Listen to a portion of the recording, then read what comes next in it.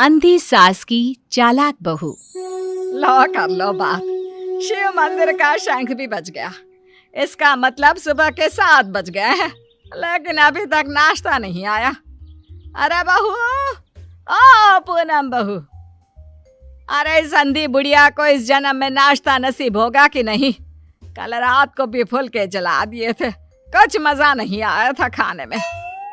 ये है सीतापुर में रहने वाली मंजरी, एक अंधी सास। मन की साफ है, बस थोड़ी सी जुबान से तेज है। मंदिर के शंखनाद से ही इन्हें पता चल जाता है कि वक्त क्या हो रहा है।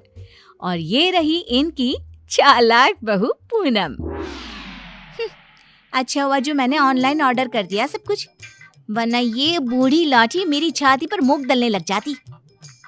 अरे बहू, तो घर में है भैया, चल बसी। हाय राम, ऐसा न कहो सासू माँ, दिन में एक बार तो भी माँ सरस्वती जुबान पर बैठती हैं। अरे नहीं नहीं, तुझे कुछ ना होगा। खुशबू तो बड़ी अच्छी आ रही है। ऐसा कौन से पंच पकवान बनाए हैं आज तूने? आज है स्पेशल जलेबियाँ, फाफड़ा, आलू की पराठे, कम चीनी वाली गर्मा गर्म चाय, दही पकोड़े, ये सब। वो मुझे डॉक्टर ने कहा है ना कि आप दिन में कम से कम 3 से 4 घंटे सोया करो, इसलिए आज मैंने सारा काम निपटा दिया है। अब मैं सो जाऊंगी। वाह, क्या स्वाद है। लेकिन बहू, ये तो ब्रिजवासी की जलेबियां है ना? तू तो कह रही है कि तूने बनाया है। दरअसल वो मैंने ब्रिजवासी काका से रेसिपी पूछ ली थी। अच्छा मम्मी जी, मैं आती हूँ अभी, जरा वो दूध गैस पर तेज आंच पर रखकर आई हूँ ना। पूनम फौरन ही वहां से उठकर रसोई में भाग जाती है। मंजरी को फिर भी पूनम पर थोड़ा शक आता है। पूनम ऐसे ही रोज अपने पति के पैसों को खर्च करके बाहर से खाना मंगवाती और अपनी सास से कहती कि उसने खुद बनाए हैं। और उसकी बेचारी अंधी सास बहू के इस झूठ से बेखबर सारी चीजें मान भी लेती। एक दोपहर में पूनम पूरा मेकअप करके तैयार होकर खड़ी होती है। चलो फटाफट पतली गली पकड़ के निकल लेती हूँ, इससे पहले कि बुढ़िया मुझसे टकराए। बेचारी मेरी अंधी सासू माँ, उसे लगेगा कि मैं सो रही हूँ, जबकि मैं तो अपनी जानू से मिलने जा रही हूँ। पूनम हर दोपहर को अपनी सास को बेवकूफ बनाकर बाहर अपनी बॉयफ्रेंड लखन से मिलने जाती थी, और आज भी कुछ यही प्लान था। ए जी ओ जी लो जी सुनो जी, मैं हूँ मन मौजी, करता हूँ मैं जो वो तुम भी करो जी। 1 2 का 4, 4 2 का 1, माय नेम इज लखन, सजनों का सजन मेरा नाम है लखन। लखन, तुम भी ना बिल्कुल एंटीक पीस हो। यार पूनम, हम कब तक ऐसे छुप छुप कर मिलते रहेंगे? एक तो मेरे पास कोई नौकरी भी नहीं है, वरना यह दिल वाला अपनी दुल्हनिया को खुद ही ले जाता।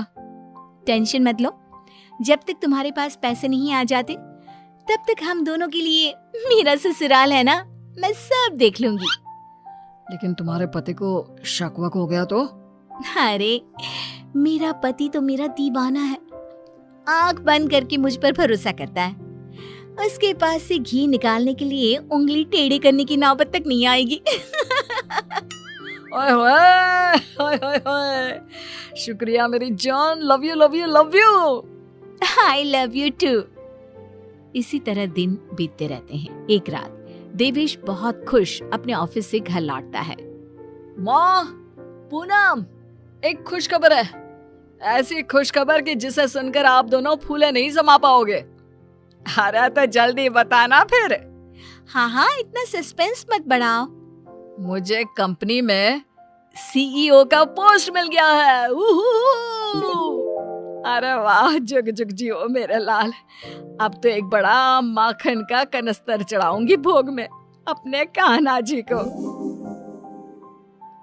वाओ, मतलब अब 2 गुना 3 गुना 4 गुना पैसा होगा और हमारी तिजोरी में साल के 12 महीने दिवाली होगी। वाह वाह वाह वाह, कांग्रेचुलेशंस देवेश। Thank you. लेकिन इस खुश खबर के साथ साथ एक और बात भी है। मुझे कल सुबह ही मुंबई के लिए रवाना होना होगा। बिजनेस मीटिंग है, लगभग 1 हफ्ते तक वहीं रहना होगा। क्या? ये तो कितनी अच्छी बात है। मेरा मतलब है कि आप मुंबई घूम भी लेंगे। कहते हैं ना, रात में मुंबई की सड़कें और नजारा काफी सुहाना होता है। वाकई में, ले जा इसे भी अपने साथ। अब मैं तो ठहरी अंधी। डॉक्टर ने कहा है रोशनी कभी भी आ सकती है, लेकिन मुझे तो ना लगता कि इस जन्म में आएगी मेरी आंखों की रोशनी। कैसी बातें करती हो सासू माँ आप भी। मैं भला अपनी सास को छोड़कर कहीं जाऊंगी क्या? अगर मैं चली गई तो आपकी सेवा क्या पड़ोस की मीना करने आएगी? देवेश, तुम आराम से घूम कर आओ और मेरे लिए एक अलग से सूटकेस भर के तोहफे लाना। इसे तो बस तोहफे ही दो, चाहे वो तीज हो, त्योहार या कोई और आम मामूली सा दिन। बस तोहफे तोहफे तोहफे। बिल्कुल पागल है ये। अरे, मैं तोहफे मांगू तो आपको क्या दिक्कत है? आप भी मंगवा लो ना। देख देख देवेश बेटा, कैसे कैंची की तरह तेज चल रही है इसकी जुबान। अरे आप दोनों शांत बैठ जाओ, मैं आप दोनों के लिए ढेर सारे तोहफे लाऊंगा बस। देवेश अगली सुबह मुंबई के लिए निकल जाता है। इसी बात से खुश होकर पूनम सोचती है, रास्ते का कांटा तो साफ हो गया है। अभी मैं चुपके से मेरे लखन को घर पर भी बुला सकती हूँ। इस अंधी बुढ़िया को तो कानों कान भनक भी नहीं लगेगी। पूनम अब रात को चुपके से पीछे के दरवाजे के जरिए लखन को घर पर बुला लेती है। अब जहाँ सास घोड़े बेचकर खर्राटे मारते हुए सो रही होती है, तो वो बहू के बात करने की आवाज सुनकर तुरंत उठकर बैठ जाती है। ये आवाज किसी आदमी की लगती है, शायद बहू के कमरे से आ रही है। लेकिन नहीं नहीं, मैं भी कुछ ज्यादा ही दिमाग लगा देती हूँ। देख रही होगी कोई भूत या फिल्म। अब तो पति नहीं है घर में, इसलिए रात भर ऐसे ही करेगी ना। लेकिन अगर कल जल्दी नहीं उठी तो फिर मैं इसके कानों के पास जाकर बर्तन बजाऊंगी जोरों जोरों से। ये सिलसिला रोज चलता है और मंजरी को रोज लगता है कि पूनम टीवी पर कोई फिल्म देख रही है। एक दिन जब पूनम बाहर होती है, तभी मंजरी सोकर उठती है और आंखें खोलते ही उसे सब कुछ दिखाई देने लगता है। वो अपने आसपास सब कुछ देखकर काफी खुश और आश्चर्यचकित हो जाती है।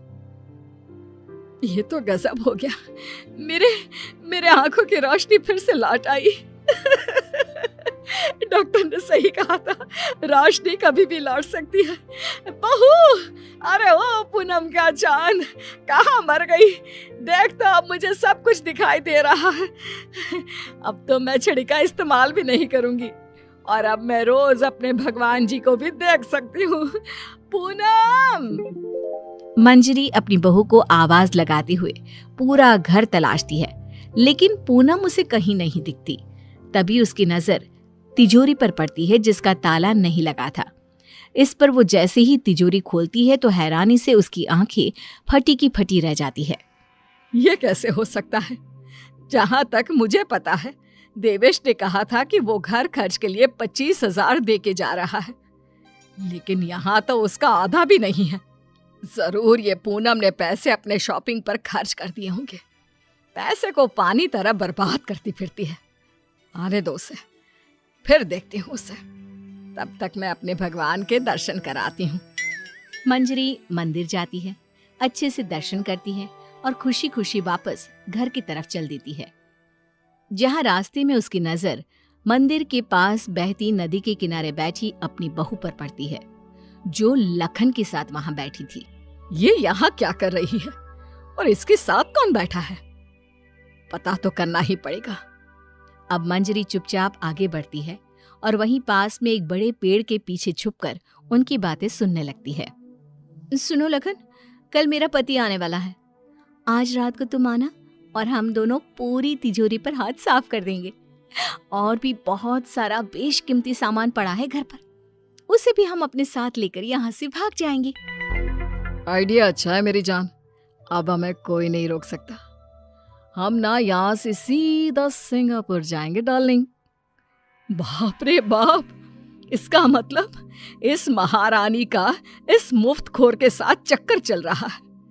अच्छा, तो मेरे बेटे को लूट कर अपनी दुनिया बसाने का प्लान चल रहा है। अब रुक, तुझे दिखाती हूँ दाल और आटे का भाव। अब घर पे अच्छे से डोली सजाती हूँ तेरी विदाई के लिए। मंजरी वहां से चली जाती है और कुछ देर बाद जब पूनम घर लौटती है तो वो दोबारा उसके सामने अंधी होने का नाटक करने लगती है। अरे सासू माँ, व्हाट्सअप? अरे कुछ नहीं बेटा, बस वो देवेश की याद आ रही थी। अरे सासू माँ, इतना लोड क्यों ले रही हो? वैसे भी वो कल तक वापस आ ही जाने वाला है, फिर क्यों खामखा परेशान हो रही हो आप? वैसे भी कल से आप दोनों माँ बेटे अपने रोने के दिन भरने शुरू कर देना। क्या कहा? मेरा मतलब कल जब आएंगे 1 हफ्ते के बाद, तब आप कर लेना ना भरत मिलाप, गले मिलके जी भर के रो लेना। अच्छा, ऐसा कह रही है क्या तू? ठीक है, चल बहू, मेरे ना घुटनों में काफी दर्द हो रहा है, थोड़ा बाम लगाकर मालिश तो कर देना बेटा।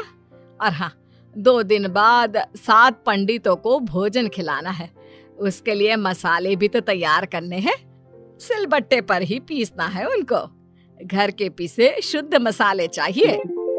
लेकिन सासू माँ, मैंने जो कह दिया सो कह दिया, अब कोई आना कानी ना करना, ठीक है? वरना देवेश को फोन करके बता दूंगी। हाँ। मंजरी अपनी बहू पूनम से जानबूझकर सारा काम करवाती है और ना चाहते हुए भी पूनम को वो सारा काम करना ही पड़ता है। आखिरी बार थोड़ी एक्स्ट्रा सेवा करा लेती हूँ इस नासपिटी करमचली से। मुझे इतने सालों तक उल्लू बनाया ना, अब इससे एक दिन में कैसे सूखी मिर्ची बनाती हूँ देखना। सारा दिन काम करके पूनम अपने कमरे में जाती है और रात को लखन पीछे के दरवाजे से घर में घुस आता है। किधर है सारा माल? जल्दी करो, अपने पास बिल्कुल भी टाइम नहीं है। पूनम और लखन मिलकर सामान चुरा ही रहे होते हैं कि तभी वहां पर देवेश और मंजरी आ जाते हैं और उन्हें वहां देखकर पूनम और लखन के पैरों तले जमीन खिसक जाती है। देवेश, तुम? सासू माँ, आप देख सकती हो? कैसे? तुझे क्या लगा तू हमें इस तरह चूना लगाकर आसानी से बचकर निकल जाएगी? पूनम, जो कुछ भी तुमने हमारे साथ किया है ना, मैंने कभी सपने में भी नहीं सोचा था कि तुम ऐसा करोगी। बहुत बहुत गलत किया तुमने। और तू लंगूर लखन, तेरी तो ऐसी की तैसी। बचाओ, माफ कर दो भैया, माफ कर दो। लखन हाथ जोड़कर खड़ा हो जाता है, लेकिन देवेश उसे नहीं छोड़ता। वो तुरंत पुलिस को बुलाता है और पूनम और लखन को फ्रॉड और चोरी के केस में अरेस्ट करा देता है।